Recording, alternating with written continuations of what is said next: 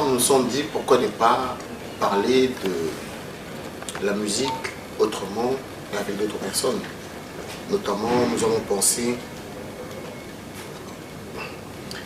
pensé à la famille Wenge Musica, cette grande famille, cette grande école. Alors, nous sommes déplacés de Paris pour venir en Belgique. Nous avons trouvé quand même un talentueux, un pionnier dans Wenge Musica. C'est lui qui était à la guitare. Vous le connaissez, si je cite son nom, vous allez le reconnaître. C'est lui qu'on appelle Kusangila, Patient Kusangila. Nous sommes venus parler avec Patient Kusangila. Retenez ceci, suivez cette émission, je vous souhaite une bonne réception. Avec nous ce soir dans l'émission Adilouba, derrière la caméra, Christian Mabaka, Abala déjà, Moninga Bani Sepela. Patient Kusangila, bonsoir. Bonsoir, Adi Londolé, le célébrissime. Papa comme un Dieu, Papa Boniki, mes amis. Kine Ali, d'emblée comme ça, comme tu vois en costume cravate, on s'est dit, il faut rappeler quand même aux gens que les guitaristes, il a un costume cravate. Comme Tata, Bokolobe, Bana, musique tika, télécommande, métro, boulot, dodo. Non, mais bon, Tokoli, j'ai pu s'aller, Tokoma beaucoup plus sur la responsabilité. Donc voilà, un père de famille. Alors, le costume cravate, déjà, il a matola, type, on a tout, tambolara, qui est monté. Mais tout ça bien. Tout ça bien, mais à Zobatela, tout ça bien. À te voir comme ça, on dit que tu es bien portant et les activités. Oui. Tout marche très bien comme sur les roulettes. Tu continues dans la musique? Oui, je continue toujours dans la musique. J'enregistre avec des gens, je fais des trucs avec des gens. Ça dépend. Je suis dans la musique, je ne peux pas laisser ça. Ça c'est ma passion, je ne peux pas. Patient Kusangila évangéliste, Patient Kusangila pasteur, Patient Kusangila frère en Christ, Patient Kusangila Monique, il aura du mal à sortir l'album comme les autres. Il s'est dit, bon voilà, toi qui es la musique, il y a qui est dans ma côté, ta musique, peut-être que ça pourra marcher. Non, mais écoute, Adi Londolé, moi j'ai été choisi par Dieu avant que je ne naisse. Donc ce qui fait que musique eza oyo epa na ezaki ezali likambo oyo tali epa nzambe moko donc na otika mote mokolo kaka nde na kokufa nde na otika mosala musique mais nazali chrétien nali mondimbi nayamba Yesu Kristo lokola mobikisi mpe mobateli nanga mosala na ngai eza mosala musique. Et là, tu veux dire, si tu sors des albums, tu n'as pas encore sorti un album, à l'église, tu fais quoi? Tu chantes? À l'église, je chantais, jouais la guitare, chantais en même temps à l'église, mais maintenant je ne fais plus. Je fais plus parce que... la musique? Non, je ne fais plus à l'église. Donc ça dit qu'à l'église, je chante. Mais si c'est pour un événement, peut-être moi, campagne Moko, moi, événement spécial, mariage et tout ça, on m'invite, je pars, je chante. Mais chanter à l'église régulièrement, aux allants réguliers, tous les dimanches, ça je fais plus. Je faisais ça, mais je fais plus. C'est pour des raisons beaucoup plus professionnelles. Voilà, tu vas à l'église. Si par exemple, il faut que moi je joue à l'église, ça va coûter d'abord trop cher. C'est pas pour moi, c'est pour. Il me faut des musiciens, des bons et du bon matériel. Alors ça coûte cher. Alors l'église. L'église, disons, tu vois un peu, l'église a encore la pambolane, mais entre temps c'est le son. Tu vois, la musique, ça se combine d'une manière agréable. Tu vois, quand c'est désagréable, ça après ça fait mal aux oreilles. Tout à fait. Patient Kusangila, Batota, la Bisso, Bala, le Koso. Il y avait que J.C. Mungu, on la paix même en Angleterre. C'est-à-dire Batota, la Bala, le Koso, mais comment on a la place autorisée là? Comment on a la place autorisée là? On a tout le temps. Patient, ceux qui n'ont pas de parce que tu as quand même Toyokayo, pour dire que vous avez quand même bateau pour apporter qui pire dans difficile à la famille on a Wenge Musica. Oui. Kusangila, Wenge Musica. Kitani na yo ezaki nani yo kitana kinani c'est-à-dire que tant otali Wenge bana ocho beaucoup plus na couleur ya Lema Kapa qui joue la guitare et qui parlait français parce que toyoka ki toyibi ebele bazalaki wana balobaki basisa ba classe mais le poto na bango yaki mo pasi mais Lema Kapa na yo Blaise Boula pour nous retanga bato musu te na bité bato musu balobate na bika pour nous retanga bato musu te pour nous sukana et nous avez bato bano pour français. Tu étais à l'école, tu as fait l'école là, oyaki na wenge, c'était comment? Merci. Koya na wenge, c'est-à-dire na utaina musika mambo ya muziki. Na bandiango makala. Na répondre tout de suite na ninga na wenge. Koya na ngana wenge. Déjà na wenge tout le monde parle bien français. Tout le monde. Il y a tant d'habitude. Na ba na backline, na ba na attack shop, tout le monde parle. C'est que tu lis langage que toi. Oui, tout le monde parle bien français. Non, non, tout le monde parle bien français. C'est très bien d'ailleurs. Tout le monde parle bien français. Si tu l'as dit. Wenge eza elo moko mpepe moi asika yaki ya bagaso mongo batamba si sa classe et que ba ki ko changer moi ndenge ba parents na tango na biso ba kanisa que musique eza mo voyou. Alors Wenge tamba yaki ba ok ba classe ba na ba résultat bien ndaku et en même temps penser à musique. Ba Didier Massena baza ba en passant la PC Mbote. Azali assisana comment ça s'appelle la Unikin Blaise Boula la Ista voilà ainsi de suite donc tout le monde parle bien tout le monde a ça qui intègre na wenge wana koya na wenge tu as suivi qu'est-ce qui t'a poussé là-bas koya na wenge beaucoup plus dans son image à Alain Makaba tant on a ça qui décision ça dit qu'est-ce qui m'a poussé quand j'avais pris la décision de devenir professionnel de ne vivre que de la musique. Tout ça qui n'a ma campagne qui t'a monté au côté bandal. Bien la terre on a dit ah ok c'est là il faut encore tango kaka. Mais la musique déjà parce que tant que toi qui t'a monté un groupe absolument de traction Babylone. Tout ça là concours mon prochain talent en 1986. Ouais en 1985 86 un concert mon kuna mais wana kala tu y a ba guerre kuna ba flash musique ba samchi tout ba voilà tout dama ebino na concours wana et ça na 200 groupes alors finalement la finale il fallait tous se retrouver 4 biso c'est 4 wana tu as dit embo South Afrique traction Babylone arambe na bongo folk na embo South Afrique au monde avec alo bakanza Didi, René, et puis voilà, on a beaucoup de soins. Dans tout 100 000 Zahir, ok, c'est Panzani, quand il y a zone, on va y et ça y a un problème. Et puis, tu déménages tout côté bandal, dans tout côté bandal, là, tu as déjà des bassistes et on a traction parce que nous avons un bassiste de formation, nous avons un guitariste. De formation, ça veut dire c'est-à-dire, de formation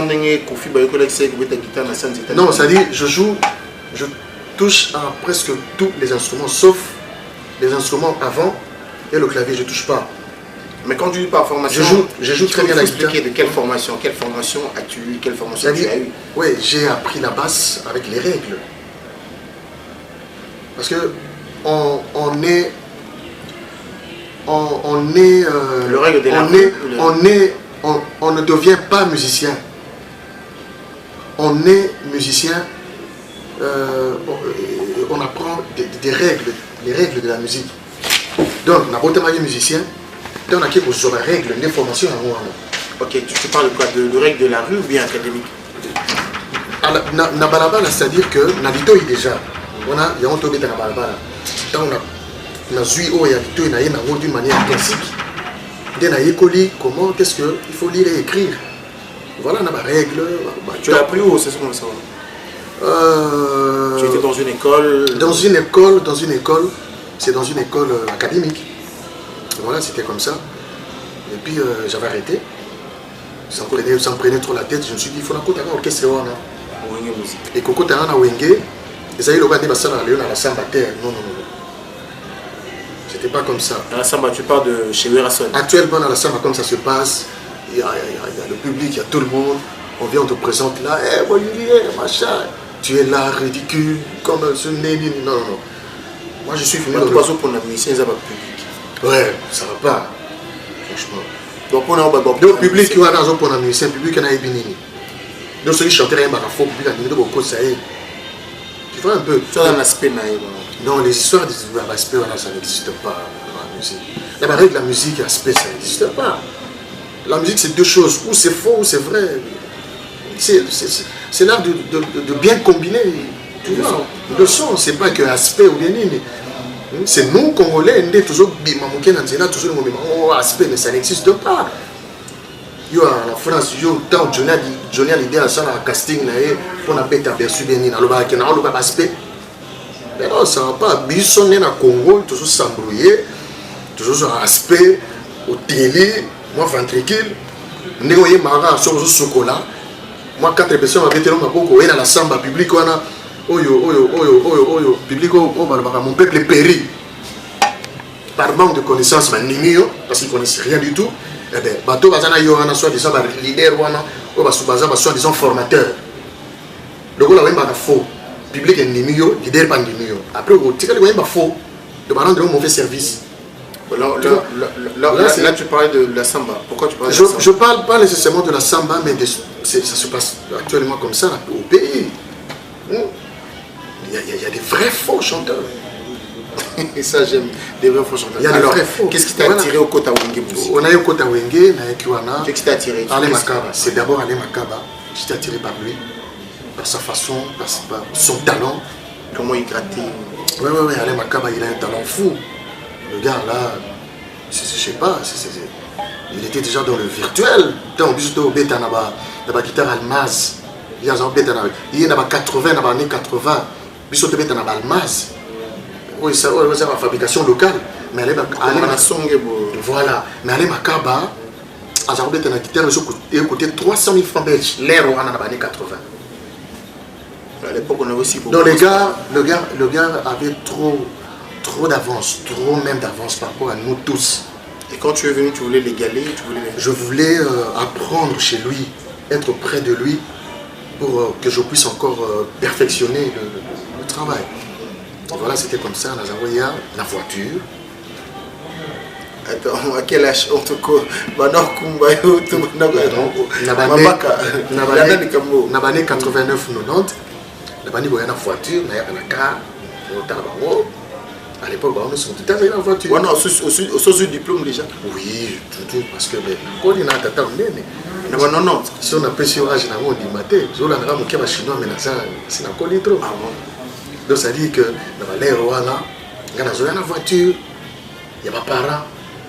Alors, Bango, eux là, tous, personne n'avait de voiture.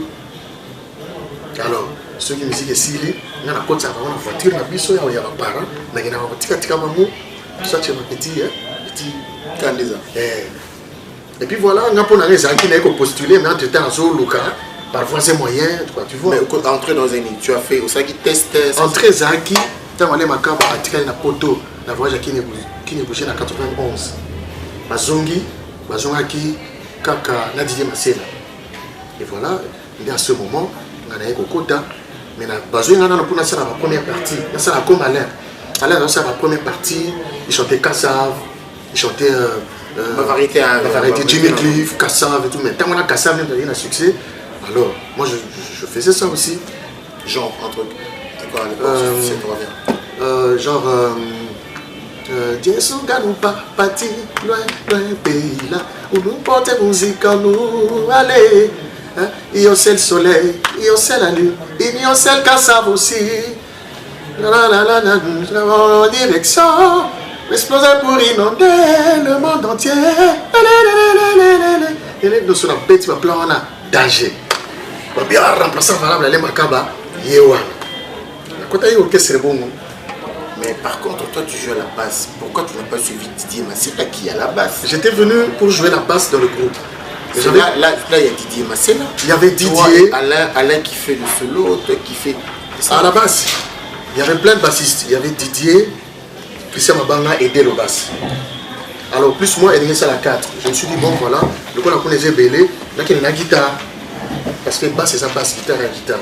De côté, la guitare, là-bas, il y a la variété, et ainsi de suite. Et est-ce que le Wenge t'ont accepté? Ils ont dit que. Et tu t'es senti aussi à l'aise en disant que non, moi, je viens remplacer Alain Makaba à la guitare solo. Non, mais moi, je jouais pas la guitare solo. Non, moi, je jouais la guitare. La guitare, on peut compliquer, sur ma parenthèse, mais on faisait la guitare. À la base. Si on faisait la solo, c'est toi. On faisait la solo, c'est-à-dire que tu es devant, en gros plan. Il y a un soliste. Il y a un soliste, c'est-à-dire quand on joue, il y a légèrement l'écolo par rapport à Bisso. Par rapport aux autres, disons, tu vois un peu, la guitare, mais moi, ils ont les camoquets. Donc un bassiste, peut aussi être un soliste. Non, maintenant il faut équilibrer ça. C'est ça qui me complique. Les Bisso te bêta en Congo. Ceux qui sont bêta, la guitare, ils ont bêta, mais la guitare, ils ont légèrement l'écolo par rapport à la guitare. Ils ont toujours bien en solo. Ils ont toujours bien en solo. Donc basse spéciale l'écolo, bien en solo. Basse c'est comme solo. Ok. Il y a moyen de faire, ça dit solo, Bisso les, tout semble aimer dans le terme technique et tout ça. Quand je fais le solo, solo ça veut dire seul. Donc je suis seul devant, je suis seul en gros plan. Ça c'est le solo. Il y a pourquoi c'est un solo dans la présentation. Pourquoi c'est un solo dans l'émission. Ça veut dire, il y a mon go, c'est l'émission en solo. Seul. Voilà. Bisso c'est que le temps toujours peut-être. Et c'est là qui manière mon co, il y a pour expliquer que mon co azala. Nicolas Mouninga, il y en a toujours bien même à la chanteur. Tant le cœur, ça dit que bien tout même diapason ensemble et que tant mon quoi tindi, ouais, il y a des solistes. Le soliste vocal, soliste guitariste, soliste journaliste, ainsi de suite. Tu bien mouké au quotidien tu as gratté, tu as confirmé. Oui. Jour à confirmation pour la petite histoire, ça s'est passé comment? Je venais avec non et là elle bossait ça avec plaisir, émerveillement pour mon aïe, mon konago, qui confirmé c'était quoi? Il y a une variété, mon bébé, bébé, gata qui l'homme ou interpréter une zéro ou et fan d'habitude dans cette histoire. Tant qu'on a une variété, après, les gens qui ont été dans nous, il y a des gens qui ont été dans la famille. Guitariste, on a été dans la ma solo. Il s'appelle encore, il s'appelle Nakutaka Mandou, Nakutaki collégien. Oui. Non, pas Fofo, l'autre collégien là. Comment je me suis allé à Bossani, Nakutaki Mandou, Nakutaki collégien, Nakutaki Alain Mouepou, Nakutaki Bango. Mais si quoi, de façon car il y a ça là, qu'est-ce que le jour, c'était quand le jour, le même jour, voilà, ça y est. Mais quand on a balobarate que ça y est, quand les gens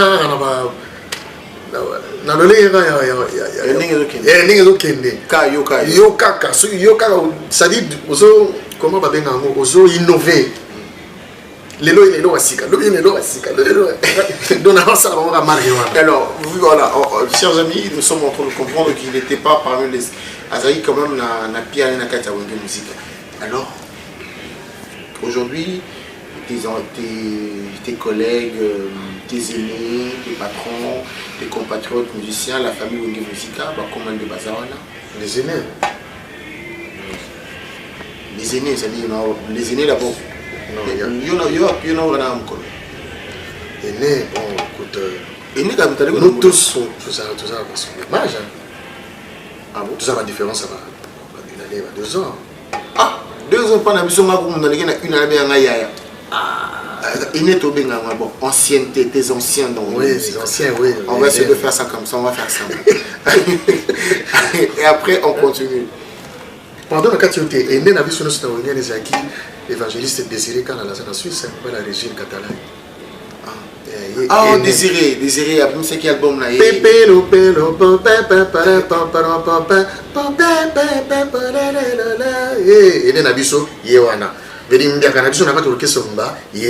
Désiré, en tout cas, on a appelé ce mot bien en Suisse. La Suisse. Alors, Nazongi, alors, yo, pour voir bien un poteau, qui faisait quoi? Et qui était qui? Na Wenge Musica. Parce qu'on n'arrête pas d'entendre que ce qui nous arrive, hein, c'est Alain Makaba qui était le maître, qui avait évidemment le pinceau. Il y avait aussi Blaise Boula qui suivait très bien, il avait l'oreille assez aiguë pour n'envoyer qu'à ma note. Après le reste, c'est des gens qui avaient une étoile, une aura, une ngenge. Est-ce que tout ça est vrai d'abord? Pourquoi non, tout ça est faux. Tout ça est faux. Qui faisait quoi dans Wenge? Je vous explique. Tu vois, quand ils étaient là, ils étaient 5 attaquants, 5 chanteurs. Blaise, JB, Wera, Adolphe, Bon.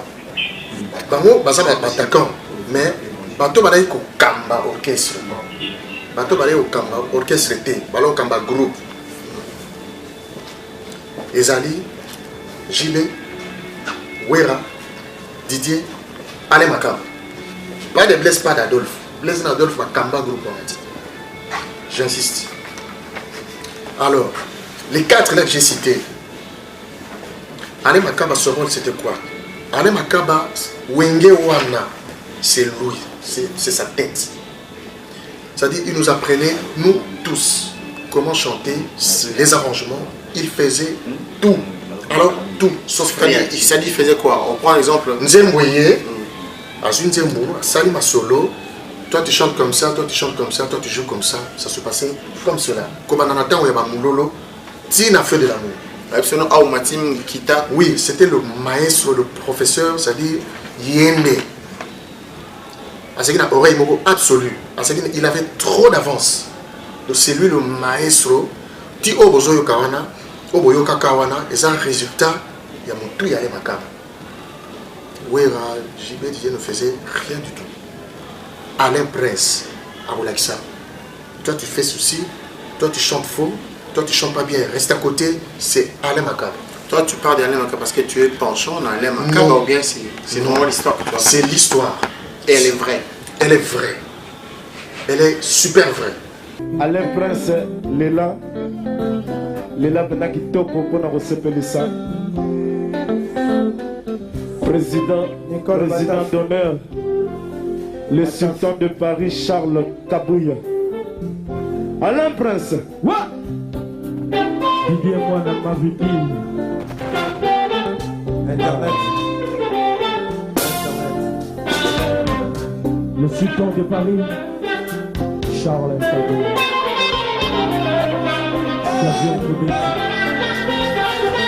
Internet Alain Prince. Balobi a Moussala de Salama solo. Maître Nuke Toutou.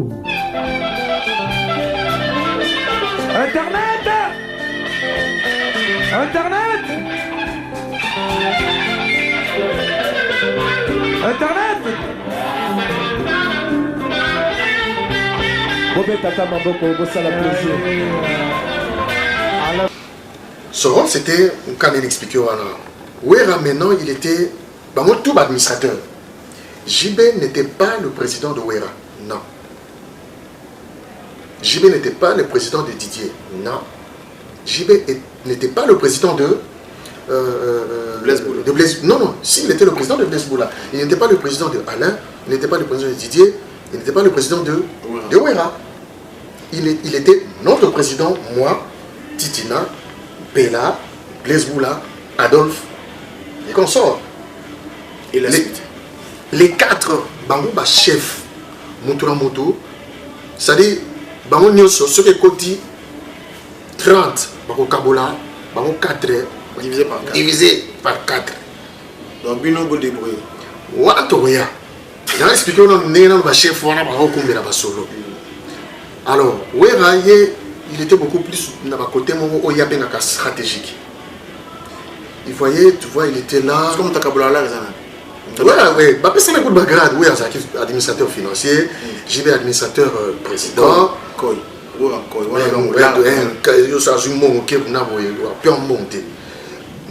Administrateur financier, JB administrateur président, Alain Prince administrateur directeur artistique, technique et tout ça. Et puis Didier, administrateur fondateur. Donc Wera, Zaki, administrateur financier, c'est-à-dire Mbongo, Alain Makamba, déjà tu as dit qu'il ne paye pas. Donc Azaki Mbongo, Bakabra, Jambongo. Ouais. Bosco titre. Ça veut dire qu'il y a un titre Kaka. Mais tant que tu as un 4. C'est 20 000 €, divisons par 4. Bien ou rien. Oui, mais si tu reçois, tu vis pour la vie qui si tu as la vie qui avec ce monde, il y a un peu de choses il y a une explication. Les amis Vekis, c'est secrétaire. Secrétaire. Donc il savait écrire, il était là. Il y a un secrétaire, quand il est secrétaire, mais secrétaire, on sera. On s'en a dit, ça aide. Mais ça va 1 €, 1 €, 1 €. Et puis, on revendique de son, mais que revendique au long. Voilà, tant qu'on a vu ça, on a été ceux qui va changer. Allez, Makaba, tu as dit? J'ai dit, et puis JB, administrateur président, Didier Massiel, administrateur fondateur. Bon, JB, administrateur président. Il va présider quoi? Ils sont président de la musique. Non. Il peut présider, non, attends doucement. À vous présider réunion, à vous présider assemblée, entre le membres. Groupe. Tu peux présider. C'est un groupe musical. Ben oui, quand vous vous retrouvez ensemble, tu présides. La musique, ça se dirige. Il y a un chef d'orchestre avec son bâton. Ça, c'était évidemment, c'était le devoir de Makaba. Oui, maintenant tu vois un peu dans le Congo, c'est comme ça. Presse, non. Ça n'existe pas. Président par rapport à quoi? Par rapport à la musique. Il préside quoi? Non, à part, non, attends. Quand on sort de la musique, quand on sort de l'art, on a le groupe de gens qu'il faut donner quand même une ligne de conduite. Michael Jackson, il est président. Après, oui, justement, il a tenu un buisson en des erreurs graves, erreur grave, il y a un moment presse, vous venez là, vous vous agenouillez devant le presse, maintenant il est là, il vous voit comme des... Mais non, presse quoi? Tu veux nous dire quoi? Donc, il était administrateur président. Bon, il était président, tu me dis non, on a des décisions quand même. Voilà, je donne un exemple. On a un voyage dans le Lubumbashi. Qui décidait? Si Wera a dit non, vous y allez pas, ou bien c'est JB qui disait où est-ce qu'on doit aller? Les décisions, c'était les 4. Et Vicky savait où il y a à rendre le bisoka compte. Donc j'ai parlé avec les administrateurs, ils ont décidé comme ça. Mais dans 4, attention, moi mon corps ça bima légèrement en solo. Le décideur c'était qui? C'était Wera. Wera, comment Wera allait même qu'on suspendre. Wera soit assis à lobby. Attaché par le lobby, oui. So Wera dit non, ici maté. Quoi? Ouais. A faut mon gars. Au rôle, soi-disant président, il fallait ça là. Mais administrateur financier, dans ça là, que soit au Sambrouillé, on a Bengio, à chopé dans le bandit. Tant qu'il n'est pas président, à Zuni, c'est pas à Kaka. Tu vois un peu, il y a ce qui mine côté Wana. Bon, président, c'est un président, la bourgeoisie, cette tendance, c'est qui a aujourd'hui le président Kaka, mettant dans où est-ce que non, parce que le gars là, Wera, enfin, le monsieur, je respecte, Wera, le président Wera Son. Non, il n'y a pas de président. Non, il n'y a pas de président. Moi, je suis contre. On l'appelle président, patience. Moi, je suis contre toutes ces histoires de président. Président. Et Adema, président Kabila, président, il y a parti politique, président, mais non, président, il y a orchestre. Mais oui, ça c'est tu tombes pour un président ILB, Ingus Lovely Boys, Trojen Sam, Alain Chamala, président ILB, Jean-François Pakombe, président. Des trucs administratifs, pas des trucs dramatiques ou des trucs musicaux, tu vois un peu. Patient. Alors, toi qui un peu qui faisait quoi et qui était qui? Toi qui encore un peu plus loin. Avant de la question, qu'est-ce qui vous a accroché? Parce que maintenant, il faut d'habilité. Qu'est-ce qui vous a accroché de rester dans Wongé Musique en fait? Oui, les acquis, succès. Moto, ça dit, dans mon Sika. Moi à l'époque, je ne voyais vraiment pas, bien que a décidé qu'il n'a comme un professionnel. Attends, footing mais l'enguiona dans Beta Musique, il y a devant une foule, 5, 10 000 personnes. Ça me faisait du bien. C'était déjà suffisant pour moi. Et puis par rapport à ça, ma relation, attends, au footing mais quand même, tu pouvais te retrouver. Oui, Nane Kakaya. Patient. Qui était la star, la vedette dans Wongé Musique? C'est-à-dire que mon soit à Koti, aïe. Moi, je à PSG, Zlatan, soit à Koti, tu as gagné déjà. Ouais. Mais si tu as une équipe, tu as gagné. Qui était le soliste? Et ma tata. Dans Congo number 1, il y a Zana, ça dit que tu as gagné déjà. C'est un exemple. Bon, avant, quand on a nos succès, ma capacité, basé dans diapason moko. Tant on a né tous ensemble. Ouais ouais. On a né 80 à partir de l'année 94. 93 94. Nous avons bima légèrement par rapport à la Nina, le rôle la star, le rôle la dans la image et la groupe. C'était chez Bimpia. Je peux nous le dire, je veux dire parce que non, moi je me rappelle à l'époque quand je venais dans Nandoya Wenge, dans moto à l'époque, oui ça suffit, à l'époque, bateau baby. Mais c'était Alain Makaba, c'est quand Alain Makaba, Alain Prince, Alain, c'était moi je voyais beaucoup plus Alain en fait. Alain, na moto, na Bandalungo. Oui. Je sais pas après, avant je connais pas mais Banda la moto, wana Makaba c'était. Oui. Mais Makaba était parti après. Il avait disparu. Il avait disparu. Et voilà. Après, tant Makaba va disparaître, tu as dit où est la JB Didier. Mais c'est à ce moment-là, JB. Bien mis devant. Sur la côté pour sentir. Sur la c'était dû à quoi en fait? Je sais pas, ils aiment à Mwanzambe. Donc, de l'autre, la biso mbale, biso 3 ngayo na kisa na baka, de bito sale lo. Na biso 3 na moko na biso. Tu vois par exemple dans la Star, c'était les 7 patrons. 7. Sur la montre, on a des live. Sur le Empire, ils étaient 3. Sur la montre, on a des calés. Pareil.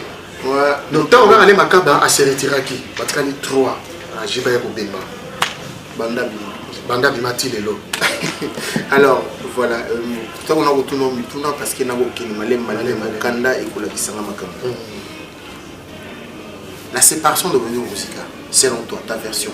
C'est vrai, Jeune Samou, papa français, Vert Kamolele, Flori, Lubaki, Christian Londolé, Ibo Kimouanga, Bosé Belé, Gigi Bokole, Alpha Bokole, là tu as Belé.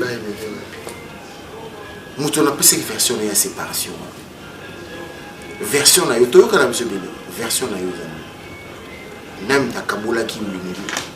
Il y a le bosso, il y a une balai Bakabola qui prend. Bon. Bakabola qui les amis moi m'a belé na kati. Tant batika na ki 3 aller Makaba atika na poto. Ba mo 3 na batika na yo kamba biso. Alors, il s'agit que les allez dans du camp il y a ba album. Allez Makaba à Salaki pile ou face. Le voisin est un peu à l'écart, il s'est des problèmes. Quand j'ai même bien une décision, il y a aussi la fleur de l'amour, déplace problème Bandaki. Ouera n'était pas d'accord que JB Asala album solo. Ouera Son voulait bien que le groupe est un privilégié, que tout ça l'album à groupe. JB a dit non, je me décide de faire mon disque. On fait comme Kassav. On est ensemble. Si Patrick Saint-Éloi fait, ou Jean-Philippe Martelly, ou Jocelyne Bérois, il n'y a pas de problème, mais on est Kassav. Si vous faites partie du groupe, vous ne voulez pas jouer, je vais à Paris, j'appelle des requins, ils jouent. Alors, guerre et mandawana. Et puis voilà, quand il y a guerre amour, on se trouve bien dans un bureau. J'ai besoin d'un milice, ou besoin d'un milice, tu dis dans la milice, j'ai besoin d'un moto. Pas vraiment vous sérieusement.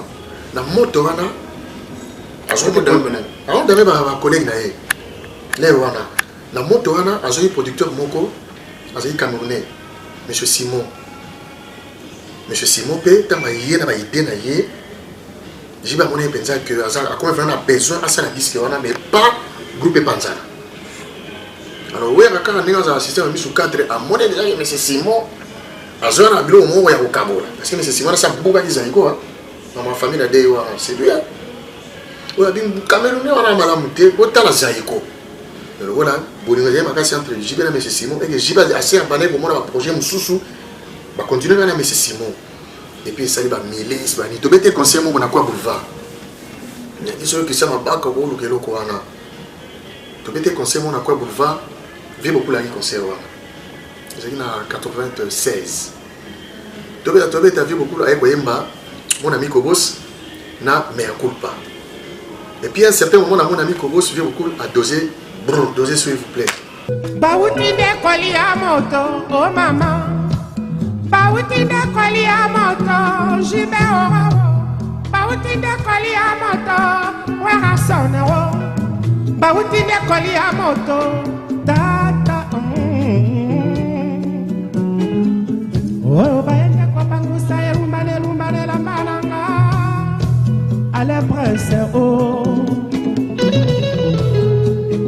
Oyo kombo nango muzika.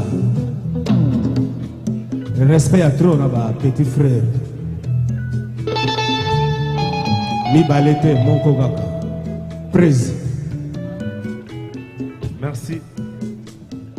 Alors ne bomoni lelo toyemina papa. Disque o ezot mape toyema na ye. Na muzika yango asini jibebu. Praise moko, mi balete moko, c'est fini marmebanda. Guerre bena, hostilité et banda mokolo wana. Donc papa mba a panzaki wengete. A panzaki wengete. Préféré na ye, c'est que j'ai bien piano. Voilà. Moi j'ai une émission où je vois papa m'a dit qu'il préférait na ye Blaise Boula. Non. Si j'ai l'émission. Sur l'andi bien j'ai mis pendant l'air wana. Abetaki na ba concert mo Blaise Babita na Evry Boy. Ngai pona ngai ti baza ko sala wenge na banda ko ni Blaise. Papa m'a dit je fais un couple. Mais bien c'est ma baka bokanga mi. Mais préféré na ezaki j'ai bien piano.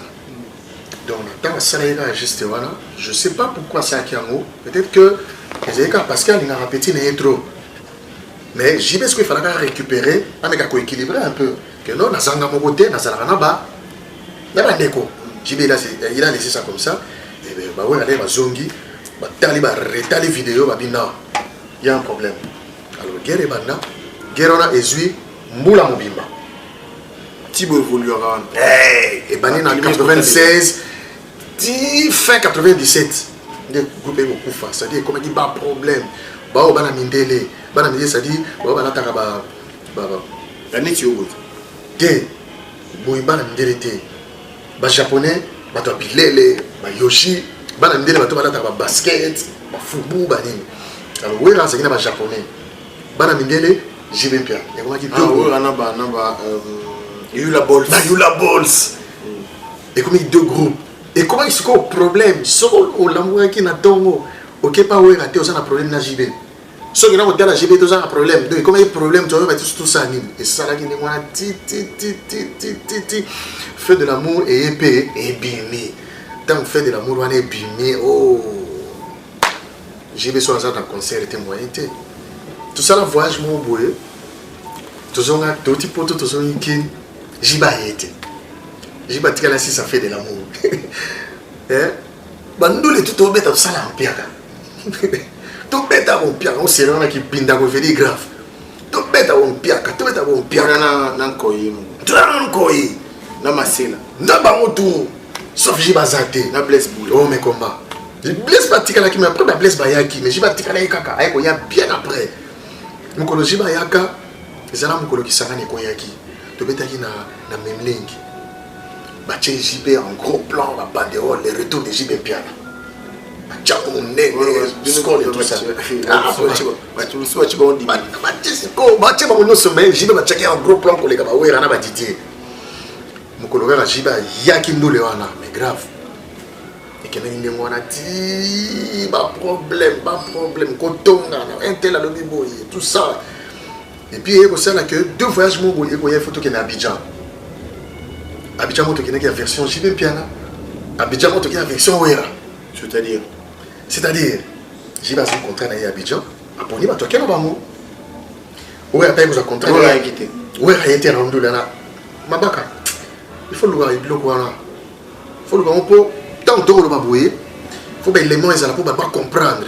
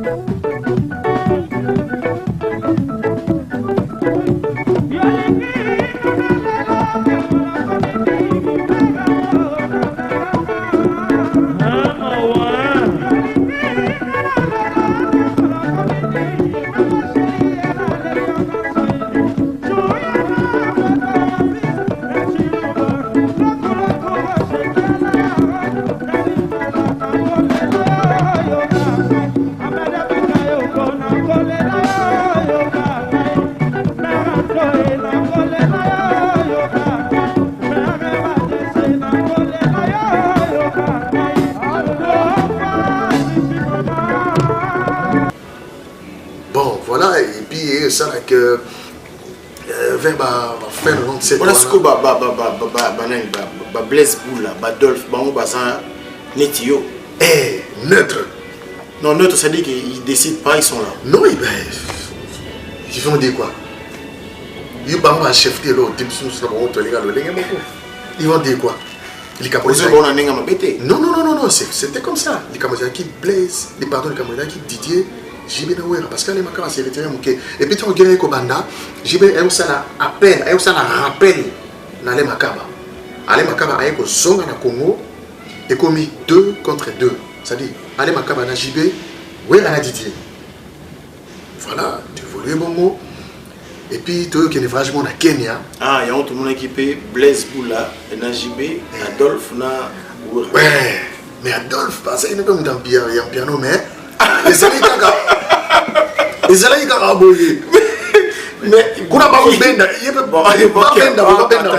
attends, s'il te plaît. Parmi les 4 administrateurs, Ouera, Najibé, administrateur, il en reste 2, on va dire. Banem va être penchant côté 4, on va dire. Donc, allez en tirer la photo, Ouera, Didier, Najibé. Tant allez en Zonga, allez Najibé, Didier na Ouera. Mais Didier n'a rien à voir, c'est qu'il y a un JB ou bien qu'il y a un canal, il y a la vérité. Didier ne voulait pas de problème. Il ne voulait pas. Et il a fait quand même un choix. Le choix là, c'était pas vraiment son choix. C'était un truc. Son choix c'était JB. Non, mais il était un peu, je sais pas, influencé quelque part. Je ne sais par qui. Mais c'était pas vraiment son choix d'aller chez De La Forêt-Ma. Il y a un qui n'avait vraiment pacifique, il voulait bien Nini. Mais j'ai ben des mots c'est qu'il y a un comment est insupportable. Tu regardes vachement la Kenya. Contre Kenya, wana. Pour Blaise Boula, à Kenya Kotaji. Oh, ben, à Kenya Kotaji, il y a des souka kit. Tu regardes vachement la Kenya. Tu regardes vachement la Kenya. Allez, ma caba ikoya. Pour passer à 2 contre 2. Et puis, tu regardes la Kenya. Mutafuta Rabiso, ça va, Nson. Mais la voyage à Kenya, wana. On a réceptionné Kimbongo à l'impresse. On a dit, mais non. Yo, tu as un poteau pour vendre na yo. Ou y a un bramo, sur base de quoi? En guise de quoi? Toi, tu es qui? Aussi au Kenya. Aux hommes, tu as à l'impresse, à Mongo, à Kenya. Tu sais, tu as Kenya, bisoto. Tout ça, une partie, bah, ouais, on a deux frères dans la ciment. Toujours répondre à un conflit. Eh, l'ondolé, tu commandes à Kenya, tu as bêta mandolé. Bafuta son bon. Na montre tout 500. Na zo vertige. Mal boss. Na bina ne yate. Na parla langue. Ouais. On aime da futi yo. Allez presse. To kota na chambre, moto na moto. Kusangi là, na koti. Tia 500. Titina. Tia. Wana wera vandi kuna. Azo c'est la priorité ba ele mongo, mais mongo ne pas moto mususu. Dans le foot déjà. Oh, bah foot, biso tolobi et sili to comme libéré. Il y a un qui bascule, qui bouge en pimpa et tout ça. Ça dit qu'il bouge en pimpa, ça qui comme molli les côtes. Bascule, ça dit désordre. Tu vois un peu. Bascule, c'est JB qui a chanté ça. Oui, parce que nous. Basculer. Oui, parce que nous, on a basculé. Parce que tu vois, basculer, ça limite quoi. Vous avez boité, mais vous commis boé. changement to ko loba bascule on a peut-être pas le mot qu'il fallait que tu as et ça on a encore le changement ça dit changement tu vois bozaki boye voilà ça dit qui bisapi asali qui bisapi pas les eleka kolo moi terme moi qui Congo bino bo sala boye kilumbuki na qui bisapi pas ça dit que et ko yinda ka un jour bamsu ba bambati bamsu ba simba mutu tu vois pas terme wana et ba terme mo ka pona bangisa que so qu'est-ce le kufi et ça grave to futa mongo grave 500 na mutu na zona na parler na psi ba na bibotika ngana bongi na musique à partir de lelo na bonga la musique ngala mo bomba conflit ko yesu so grave je me suis réunion inter réunion inter to ken inter boum biso tout au vandi il faut prier Dieu ou non on ne prie pas Dieu na kati na bino ba traître ba lia et il y a des traîtres ici il y a pas Dieu ici on peut pas prier Dieu là où il y a des traîtres. Ah, ouais, Azo Babongo en français. Azo Babongo en français. Ouais, alors il y a quand même dans français, il y a des traîtres. En français, ça veut dire corrompre les musiciens, les musiciens. Parce que c'était quoi? Ce qui 500 côté. Il faut pas se concerter. Que non, les musiciens ont fait autant, ils ont autant. Tant que nous avons autant, nous sommes en santé qui les autres qui sont pas naïfs. Comment les côté mon boy? La santé que on a salarié, à trahir. Et puis voilà, et donc bandam na réunion, à l'impression de l'endroit, si c'est vous que vous avez tout été. Nous sommes à télé, ma bête, mais ça n'est pas ça, comme ça, orchestre, que ce que vous faites bien les bolons. Le gars s'est levé et il est allé vers JB Piana pour nous signer dans autres. Qui? Oui, là, il est allé vers chez JB pour soi-disant bétailler. Moi, je vais te taper parce que toi, tu m'as trahi. Logique, moi aussi. Ah, et puis il y avait comme qui Baba Wasenga qui puni fait Wasenga. Wasenga qui puni ma côté na katikati comme ko peki samba. Mo beaucoup de ces personnes va vient ma open show. Les rangs comme Kadogo na kisasa. Ba cool fil la mystique, ba zabiso aller. Ba bon mission na chambre monde inter qu'on a le lendemain on marqué pas Blaise Boula. Mais c'est 6 mois relais ba visa ipimi. Pas te ko ya poto. Premier jour to bete na Bataclan. Botiki wala. Totika bango. Botiki vient là. Totiki ye. Botiki est-ce que pour net tu tiki qui point. Ah, mais il y a faut d'arrêter. Écoute, moi je viens chez toi. Toi le directeur financier. Londonais. Célébrissime. Bon comme un Dieu. Moi je viens, toi mon chef, tu es financier. Moi je travaille. Je viens chez toi pour que tu me payes. Tu ne me payes pas. Mais l'autre m'appelle et me paye. Je fais quoi? Donc, au tigre, non, à foutre à foyer. Ce qui me sont à libérer, on a démarré car n'est pas j'y vais bien. Président Nitalara, j'y vais à Kamata ici à Solidito. J'ai fait quoi? Mais automatiquement. Parce que vous tombe voyager, vous voulez que vous ayez au Koufa. Eh, on nous monnaie. Ça m'a tombé là, beaucoup de poto. On a beaucoup promesses que beaucoup va me donner. Ah, tout ça, le premier concert à Bataclan, tout le bien, si tu pongi. Mbongo ba kota wenge ya bino wenge ko ya biso mais les gens jiba na moto fait de la mot blaguité bon biso quand même to soutenir qui est makasi pour avoir force à combien na mwana ceux qui biso tende ma trop on a allé azana bino on a allé makaba azana biso donc azaki biso tout mais l'équipe de Ouera aussi c'était pas oui parce que Mokenda qui quand même oui to kenda pena Ouera tikene logo te nda kilo ka flamme ka pa banani mais atika la pétane de l'autre côté et puis ils ont pris des décisions anti musique ils ont des décisions anti musique et ça là que toyé dans 97 ans toyé poto ngamoko nena là il porte-parole il y a rébellion Blaise Boula là qui parlait de la révolution ngana les gars na télé manda cheboa so pesa compte rendu les gars to comme quand na Roissito Chaka pan Caribou variété flash JB est parti avec une grande partie des musiciens. Bazan a minute dans Paris, Flash ma 4 émission Flash. On a annoncé, toi à Paris, Banson qui a perdu 4 kilos de la folie. Il était malade, déçu, allait là à perdre 4 kilos. Tu es Paris, pas Bataclan, image qui dit qu'il est grave. Exploration Kusangila. Kusangila, hein? Allez, dis, fais-toi beau, dis, fais-toi beau, fais-toi beau. Mon frère, yeah. Jokous! Jong! Kusangila. Luto, éternel. Mon salat. Gina Lelo la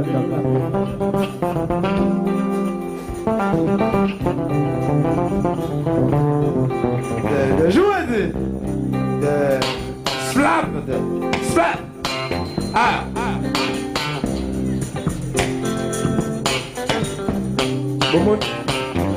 Bomoni boulot. Ah ouais. Bobetele maboko s'il vous plaît. Il y a pas d'indélé, n'a pas chibuta, n'a pas bassiste. Voilà, dans un poste de la peine à yélaki. N'a pas rasta, ou vita moine, tu m'as rasta. Tu bêta bataclan, babamoni pena qui wenge pena, yango ou mon atika na mutute. Et là, tout ça que ça vient. Tu vois qu'il pour attendre il fallait tout ça dans 3 mois. Tu travaillais pas. Non, tu fallait tout ça la tourner à 3 mois, tous ans. Mais vous autres travaillez. Toujours travailler quand même, tourner, tu n'as mais ceci, mon France, Belgique, Allemagne, tout ça, États-Unis, Bonaboé. Et puis, on est tout ça en 3 mois, tu vois tout ça en 8 mois. Et l'Engia pour tout faire il a pris tout son temps. Il y a les gars, on met à ma porte, regardez comme les gens là, ils m'ont laissé dans un monde à Mawa et tout ça. Les gens ont eu pitié de lui. Et puis voilà, il y a eu ça, j'ai une histoire pour la petite histoire, chers amis. J'étais avec Blaise Boula. Blaise Boula m'a dit une fois, au fin de ma voyage, nous avons la clip, il y a Ouira, Naba Ferré, et Titanic, on a Bazindi, Banoya Mbang. Voilà. Blaise Boula Lobby, ABC Bino, dans le groupe, Yaya, bateau, Bazoya, faut tous faire très attention. À partir, on a payé. À côté du problème, pour voir le clip, on va se Mbang. ABC Bino, qui est bateau, Bazoya. Ils ont peu vrai le seul au banc biso ce que tu mets na poto et les gars poto tout le monde que c'est bon le quoi la toquer biso nous sommes boué ba on va faire ba kokate zo ka wera ko stratégie akenda akaka beta ba porte tout ça bon ça les recrutement na yé azuba la cause là il faut ouais un choral hein bon ça nous rappelle Langa Star ça nous rappelle ça c'est wera c'est un très bon recruteur ce bateau ba yimi ko recruter le wera na Congo na éviter d'après moi. Le gars là, il y a un lit sur le monde, il dit que l'on élève dans ce côté, on a peine. Il faut faire de quoi, bon, je l'ai conseil, mon bétail, il a fait de quoi, petit moment, il va crier qu'on a besoin de le petit voilà. Donc, il y a un côté effectivement danger, donner à recruter. En lui, tu reconnais quand même cette force et c'est oui. Il y a aussi bisotou, Ngai, oui là, Fikari. Wera, Titina, Wera, t'as côté ça, non? Titina, Wera, Burkina Faso, Wera, Nani Soussou, Nanga Mogopi, presque Bisotou, Alempela, Manda, Nson, Bojiba Kotiane, Emilia, Emilia, bon, Emilia, ouais, parce qu'Emilia, t'as un yaki. Test naé azaki pistonné par JB na Makaba. Une zone pénale azaki na maringa maté. Bon, mais piston na à l'imprince na surtout JB piana. Parce que Manda était parti, alors il fallait trouver remplaçant mon co valable. Alors tant que les clips pour la place vous avez qui ça vous a fait trembler. Oui, tout à l'heure tout à l'heure ensemble était tous en temps moto la moto. Na côté na ngata na tala on a santé que mon boulot les sur place na poto awa ba musu ba travailler pour na wera na très dur pas chopanda il lever là ba Kevin Mawanda et tout ça parce que travailler que malgré wera pardon malgré wera aller au tinda ba Jésus takin ils étaient dans la qualité moi bien té mais sur place na poto ils ont kota banda wa bato alors ça motivait les gens ils ont beaucoup travaillé image image on a clip pour aller les demi-cas prince ba koki pas aussi dans ce nez mais trop tard tout de suite au mener na poto comme il y a ba c'est moule au mener na poto et puis tant on sali bongo impact, il fallait que tout ça, là, on s'était tombé là trop. Après, le groupe il fait Zonga.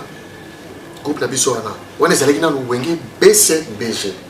Ah, c'est important. C'est-à-dire, le groupe il y a autre salé Titanic. Toujours contrairement Tokei,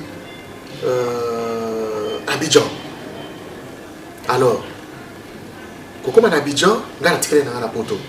On a un moment mystique. Koko man Abidjan, pardon, Koko man Abidjan, Blaise, allez ma cabane JB, bah yo kanani souté. Bah yo kanani souté, Blaise, azui moi bon nae, abali projet nae à pondération 8. Alain Prince, azongia on a Bruxelles.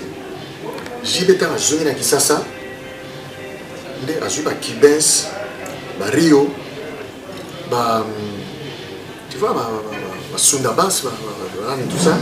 A commission où Wenge PCBG de JB Piana. Donc avec le seul maître qui peut dominer sur tout, quoi, tu vois. Parce que tant que tu as qui n'a pas sur la Titanic, c'était pas encore Wenge PCBG de JB Piana. Non. C'était Wenge PCBG tout court. Tant que nous sommes partis, Ngaï Titina, le Makaba, Blaise Boula, Bisso Touana, Tukei, Bakibens Baye, des commis Wenge PCBG de JB Piana. Tout ça. Et continuer mais recrutement, on a vu que c'était qu'il y avait de bons coachs, comme un gars comme Shine Genge. Et on n'oublie pas l'écriture, la plume de Kibans quand même. Parce que il y avait déjà la racine, ceux qui disent qu'on a Titanic. Les alliés disent que bon, ça a monté. Il y a la moto là. Il y a M. Betani, il y a la moto, Barakuda et tout ça. C'est grave. Ça dit, j'ai même Piana, à garder qui racine. Tu vois, ça dit que c'est un recrutement par rapport à Racine. Par rapport à Racine. Parce que quand maman s'en va à qui, la TH, c'était canon. C'était canon aussi. Après, il y a eu Internet. Et puis, il y a Internet, et puis, on a rappelé sous maman, pété. Voilà. Par jalousie ou quoi? Non, pas par jalousie. J'étais parti. Ok. Alors, Tokota, Tokoba, on va parler comme de l'actualité. Actualité, passion Kusangila. Tu fais quoi en Europe? Beau désir bien, mon caillou, mon intérêt, Bacchus, élégant et tout. Tu maîtrises la langue de Voltaire. Merci. Maintenant, tu fais quoi? Bon, ça veut dire qu'on a un poteau à appel de famille. Système de vivre échangeant, au moni, l'ondolé, tokoli. Viens, on s'en a alors, il on s'en a, comme tout le monde à poteau. Et puis, je travaille sur un projet, ça veut dire que. Il faut que nous pas on a RDC dans Congo Brazza, pardon, dans Congo Brazza, mais nous allons beaucoup plus basé dans Pointe-Noire. Il faut travailler sur un projet, c'est-à-dire pour quitter ça matériel, il y a la maison, il y a location, il y a matériel, sono. Donc voilà, je suis en train de travailler sur ça. Si tout va bien dans mon coin en Colo, dans l'année prochaine déjà. Par ma plan d'homme, c'est qu'il y a Nagi, monsieur Okenda, et puis l'année prochaine, en tout cas, nous avons vraiment, mon camp, on a une Zambé, mais nous avons beaucoup plus basé dans la Pointe-Noire pour nous travailler. Alors, je travaille sur un projet dans un disque mon ancien Banda, parce que mon dans un moment difficile, on a passé à la période où on a bien ma casse période où on a alors, ce qui fait que miracle, mon corps, il s'est produit dans la vie là-bas, j'étais paralysé. Bétalement AVC mon boué. Il y a mystique, oui. Là-bas, né 2000. Oui, dans la séquence justement, on a bêta AVC mon boué, on a né 2000. Voilà, ils ont dit AVC mon boué, Manzela Moulili. Parce que nous, on a côté pas où il rappelle. Là-bas, solo, on a agité là. Tout ça, on a quelques voyages et tout ça. Mais le problème, c'est qu'on n'a pas où dans le long point parce que mon profil ne correspondait pas. Mon profil ne correspondait pas dans l'amour. C'est-à-dire. Mon profil ne correspondait pas. C'était quoi ton profil? Profil nanga, je sais pas comment t'expliquer ça. Bon, dans la cave, je sais pas comment t'expliquer. Ce que j'avais comme profil, c'est pas ce que Wera voulait vraiment. Ça ne correspondait pas. Par exemple, j'avais Nawenya Nabi surtout dans son maximum. Blaise Boula Mtassana solo et Andiamboana. Alors, c'était quoi? Mais nous sommes dans la bande, parce que nous sommes kokate, utayo kende ki ravis no. Nayo na tikali mapo. yebaka kuna yokende ata mokwana nzembo nanga sele nzembo na tia na wenge yango wana nzembo mpe po ekota fallait obuka mabolongo na se po nzembo ekota c'est-à-dire place bajile bakotia nzembo banani bakotia nzembo yo tia nzembo yo nani Nakaba comment ça s'appelle Blaise Boulaye c'est lui qui a mené là.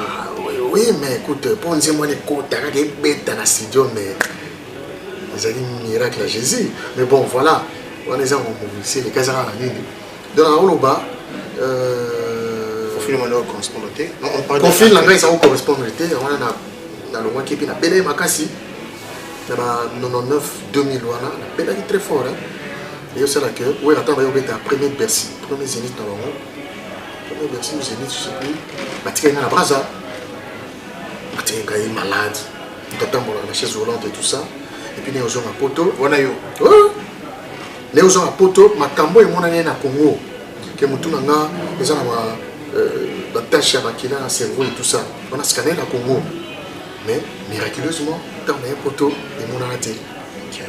Là maintenant actuellement tu fais quoi? Ben, actuellement voilà je travaille sur un projet il y a Nzembo là comme Sankolo et puis le projet voilà il y a location il y a Sono il y a rappelons que Sono ça dit que toi tu auras Sono nous avons besoin de ta concert musique à Mokili musique à Nzambe musique aïe à l'eau tu fais la balance ah yo mon patron boss j'engage des gens des techniciens moi je suis là je paye des gens voilà je travaille sur ça je suis vraiment concentré sur ça. Et pourquoi le choix de Brazzaville? Non mais parce que Kounande moi dans moi il m'a bien mon année il va sauver quoi. Alain Makabe est parti à Kinshasa, il n'a pas eu le résultat qu'il attendait. Oui, voilà, à Kinshasa, je ne sais pas comment est-ce qu'il a procédé, je ne sais pas qu'est-ce qu'il a eu. Il a ramené du bon matos, il a... Oui, j'ai appris, je ne sais pas ce qui s'est passé pour que ça ne puisse pas marcher. Je ne sais pas. Mais moi, ça ne sera pas sur Kinshasa, mais ça sera sur Pointe-Noire. En tout cas, as-tu Nayoto le bar, tu et aussi... Mais voilà, j'enregistre avec des gens dans ma studio. Avec différents groupes, que ce soit Mindele, que ce soit Matumindou. Et voilà. C'est comme ça. Là maintenant, activité, tu travailles, tu vis de quoi?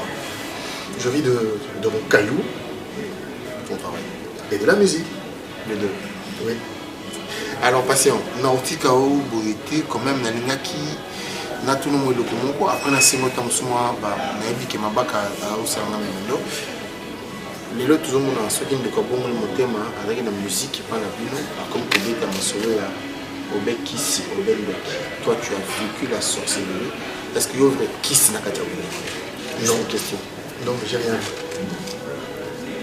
J'ai rien vu. Rien du tout. Alors, tant que tu as la musique, la mission, qui c'est Zaliba, ou ça? Musique, ou bien au Yebi, ou bien au Yébité. Qui c'est ça à faire quoi?